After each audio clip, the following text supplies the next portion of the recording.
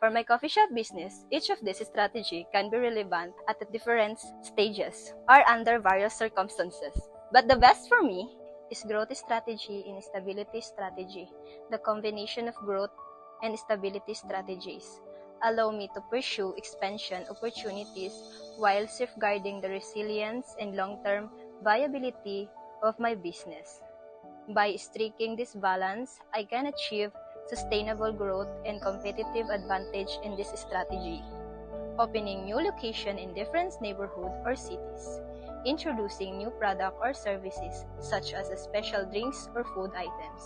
Expanding your online presence through e-commerce, delivery service, or partnership with online platforms.